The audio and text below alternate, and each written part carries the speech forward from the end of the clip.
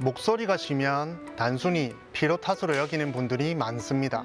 그래서 무심코 넘기는 경우가 많은데요. 이렇게 음성 변화 증상이 2주 이상 지속되면 후두 질환을 의심해야 합니다. 안녕하세요. 이비인후과 전문의 의학박사 권영근 원장입니다.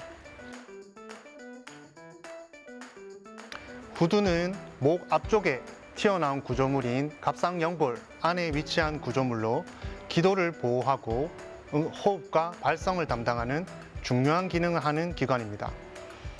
음식물을 삼킬 때 살에 걸리는 것을 방지하고 연화 기능을 도와주기도 하며 숨을 쉴 때는 성대를 열어서 공기가 지나가게 하고 말을 할 때는 성대를 닫아서 목소리를 만들어주게 됩니다.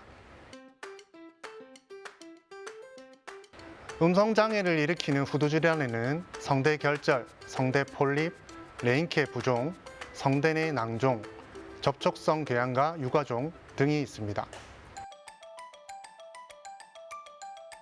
우리가 말을 할 때는 성대가 닫힌 상태에서 폐로부터 올라오는 공기가 양쪽 성대 사이를 통과하게 되고 이때 발생하는 성대의 진동에 의해 목소리가 발생합니다. 이때 양쪽 성대 점막이 깨끗하게 접촉되어서 빈 공간이 없어야 깨끗한 소리가 나오게 되며 성대 결절이나 폴립과 같은 후두 질환이 있는 경우 성대의 접촉을 방해하고 이로 인해 발생한 틈으로 공기가 새기 때문에 쉰 목소리가 나게 됩니다. 성대 결절은 평소에 직업적으로 목을 많이 쓰는 가수, 뮤지컬 배우 또는 말을 많이 하는 유치원이나 어린이집, 학교 선생님에서 많이 생기고 목소리가 허스키한 남자아이들의 경우 성대 결절이 있는 경우가 많습니다. 그리고 야구장이나 축구장 등에서 응원을 하면서 심하게 소리를 지르거나 노래방에서 갑자기 고음을 많이 사용한 이후 음성 변화가 있다면 성대 폴립이 있는 경우가 많습니다. 레인케 부종은 과도한 흡연이 주된 원인이며 성대 내 낭종은 염증 혹은 외상에 의한 점액 분비선의 폐쇄로 점액이 저류되면서 발생합니다.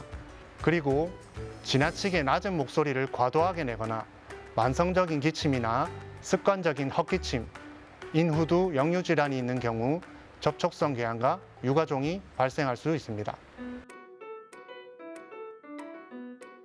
후두 내시경이나 굴곡형 후두경 검사 등을 통해 성대에 생긴 병변을 확인하게 되며 필요한 경우 후두 스트로보스코피를 이용해 성대 점막의 진동을 평가하기도 합니다.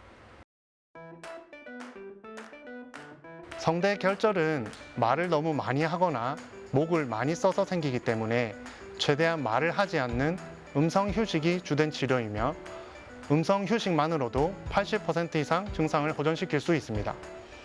최소 3개월 이상의 음성 치료 이후에도 성대 결절이 남아있다면 수술적 치료를 시행하기도 합니다. 소아의 성대 결절은 재발을 잘하고 사춘기 이전에 대부분 자연적으로 없어지며 목소리 사용 자제가 어렵기 때문에 원칙적으로 수술을 시행하지는 않습니다. 성대 폴립이나 성대 내 낭종의 경우에는 음성 치료만으로 호전되는 경우도 있으나 대부분의 경우에는 수술적 치료가 필요합니다. 레인케 부종은 과도한 흡연이 원인이기 때문에 1차적으로 반드시 금연해야 하며 음성 치료나 약물 치료로 시행합니다. 보존적 치료로 병변의 크기가 줄어들고 목소리가 호전되어 환자가 만족할 경우에는 수술적 치료가 필요 없지만 보존적 치료에 반응이 없거나 병변이 커서 호흡 곤란이 있으면 수술을 하게 됩니다. 접촉성 궤양과 유과종의 경우 장기간의 보존적 치료만으로 치료 효과가 우수하지만 유과종의 크기가 크거나 보존적 치료에 반응이 없는 경우에는 수술을 하게 됩니다. 기본적으로 과도한 발성이나 과격한 발성은 피하는 것이 좋으며 술, 담배를 피하고 커피, 녹차, 홍차 등 카페인이 들어있는 음료는 많이 마시지 않는 것이 좋습니다. 식사 후에는 최소 2시간에서 3시간 정도 충분히 소화를 시키기 전까지는 누워있지 않는 것이 좋으며 자기 전에는 물 외의 간식은 일체 먹지 않는 것이 좋습니다.